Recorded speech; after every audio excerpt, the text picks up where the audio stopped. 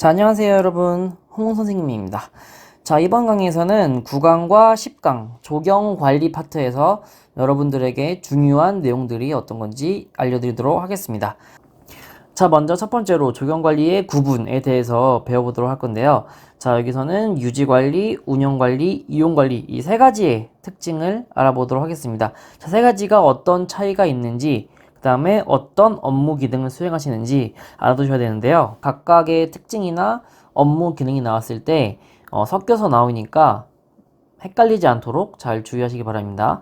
예를 들어서 유지 관리의 업무 기능에서 운용 관리의 업무 기능을 섞어서 나온다든지 이런 식으로 세 가지의 기능과 업무 기능과 특징을 잘 구분하시기 바랍니다. 그 다음으로는 레크리에이션 관리 체계의 세 가지 기본 요소가 있었습니다. 이용자, 그 다음에 자원 기반, 그 다음에 서비스 이 세 가지가 있다는 거 잘 알아두시고요. 자, 그 다음에 레크리에이션 관리의 기본 전략 있었습니다. 자, 완전 방위명이 있고 폐쇄 후 자연 회복형, 그 다음에 폐쇄 후 육성 관리, 그 다음에 순환식 개방에 의한 휴식기간 확보, 그 다음에 계속적 개방, 이용 상태 하에서 육성 관리 이러한 전략들이 있는 거 잘 알아두시고요. 크리에이션 수용 능력도 알아두세요. 다양한 내용들이 나오는데 여러 번 나왔던 것 중 하나는 레크리에이션 분야의 수용 능력이란 용어를 처음 사용한 사람이 누구냐라고 하면 웨거를 고르시면 되고 이 외에 다양한 수용 능력도 잘 알아두시기 바랍니다. 그 다음 이제 더 중요한 내용, 그 다음 전정에 관해서 배울 건데요. 여기서도 전정의 종류에 대해서 여러 가지가 나옵니다. 잘 알아두도록 하세요. 첫 번째로 생장을 돕기 위한 전정, 그리고 생장을 억제하기 위한 전정이 있는데요.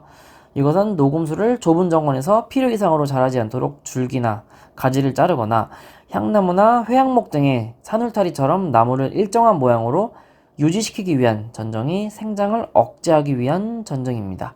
개화와 결실을 돕기 위한 전정이 있는데요. 개화와 결실을 촉진하기 위해서 실시하는 과일나무 전정과 꽃나무류의 개화를 촉진하기 위해서 실시하는 전정을 말하는 거고요. 다음은 생리를 조정하는 전정은 나무를 옮길 때 가지와 잎을 그대로 둔 상태로 cik지하면 지하부와 지상부의 생리적 균형이 깨지기 쉬워서 가지와 잎을 알맞게 잘라주는 방법이 생리를 조정하는 전정이고요. 자, 마지막으로 세력을 갱신하는 전정은 맹화력이 강한 나무가 늙어서 생기를 잃었을 때나 꽃맺음이 나빠지는 겨울에 줄기나 가지를 잘라내서 새 줄기나 가지로 갱신하는 것을 말하는 겁니다. 이렇게 5가지 전정 종류가 있었는데요.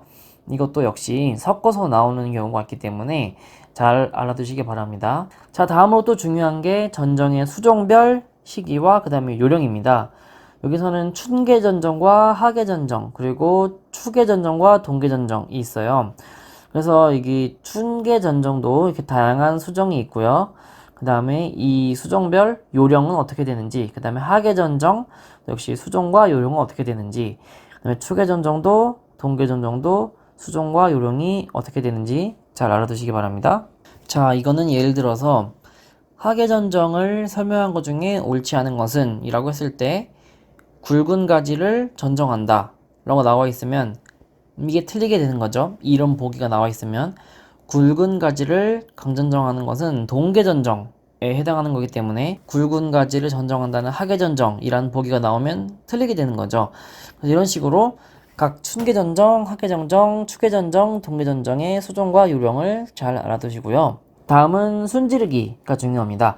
자, 적심이라고 하는데 식물의 줄기에서 끝부분을 따주거나 격가지를 제거하는 것을 말하고요. 소나무류가 5, 6월에 2개, 3개 순 남기고 중심순을 포함한 나머지는 다 따버립니다.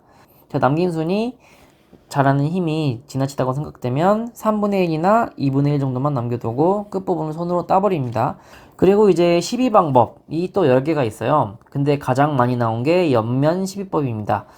자, 비료를 물에 희석시켜 나뭇잎에 직접 살포하고 체내 이동이 잘 안되는 미량 원소가 부족하거나 이식 후 활착이 잘 되도록 할 때나 뿌리가 건강하지 못한 수목에 일시적으로 사용합니다.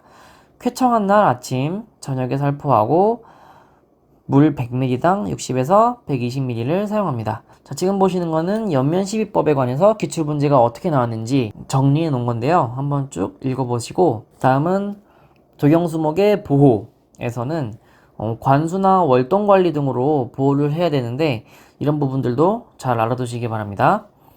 자, 다음은 기조식물과 중간기조에 대해서 아래 지금 표가 보이시죠? 이 표를 꼭 알아두셔야 되는데요. 만약에 시험 문제 어떻게 나오냐? 졸참나무를 중간기조로 하는 수병은 무엇인가? 라고 묻는다면 답은 소나무 혹병이 되겠죠? 다음은 이제 해충들에 대해서 좀 알아둬야 되는데요. 잎을 갉아먹는 해충인 솔나방과 미국 흰불나방, 그 다음에 즈백을 빨아먹는 해충인 진딧물류, 응애류, 깍지벌레류, 그 다음에 구멍을 뚫는 해충인 향나무 하늘소, 그 다음에 소나무좀 이렇게 있는데 지금 이렇게 간단하게 설명해 드렸지만 솔나방과 미국 흰불나방, 진딧물류와 응애류, 깍지벌레류, 그 다음에 향나무 하늘소, 소나무좀 이 각각의 해충들로 생기는 피해들과 그 다음에 방제법, 방제약은 무엇이 있는지 잘 알아두시기 바랍니다. 자, 다음은 아스팔트 포장의 관리에 대해서 배워볼 건데요. 균열 파손 시 어떤 공법이 있냐? 먼저 패칭 공법, 그 다음에 표면 처리 공법, 그 다음에 덧 씌우기 공법 이렇게 세 가지가 있습니다. 만약에 기존 포장을 재생하거나 새 포장을 하는 건 어떤 공법인가 라고 말하면 덧 씌우기 공법이라고 답을 찾으면 되겠죠. 자, 다음은 비타민의 관리에 대해서 한번 알아보겠습니다. 자, 식생공법 있는데요. 붕괴 우려가 적은 비타민을 적용을 합니다. 자, 먼저 종자 뿜어 붙이기 공이 있는데 밑에 이제 그림도 있지만 사면에 경사가 너무 급해서 다른 공법으로는 시공이 어려울 때 사용하는 거고요. 여기서는 두 가지가 있어요. 모르타르건 뿜어 붙이기와 펌프 뿜어 붙이기 이렇게 두 가지를 알아두시고요. 다음은 식생 매트 공이 있고요.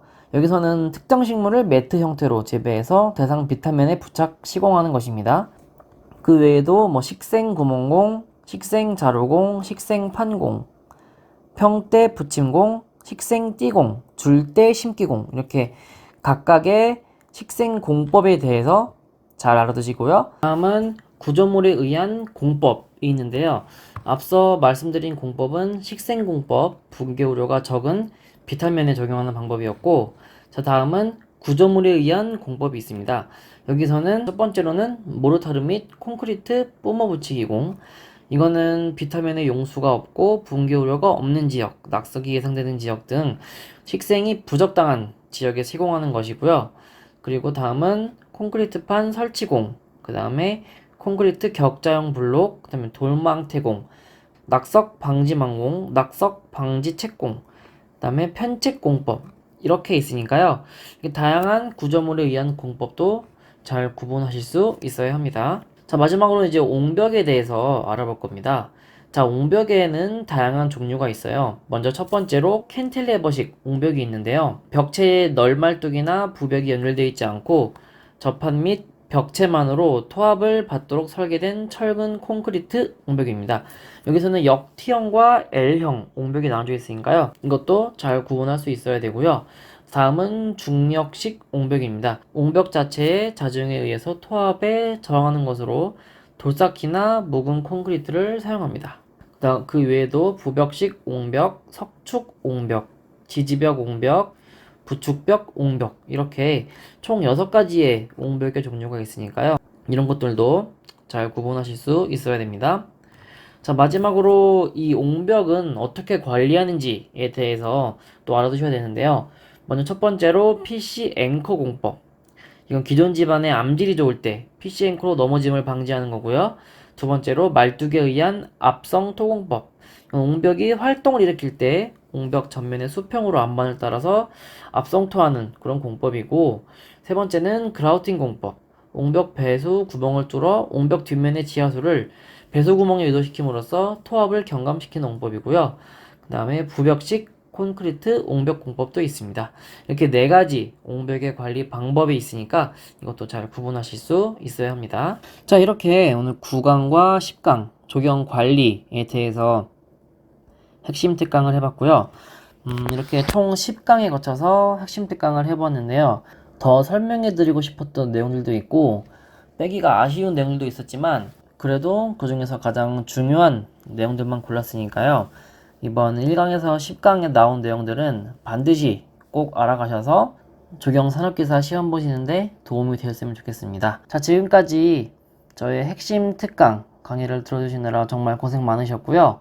앞으로도 다양한 강의들을 통해서 또 뵙도록 하겠습니다. 자, 다음에 만나요, 여러분. 고생하셨습니다.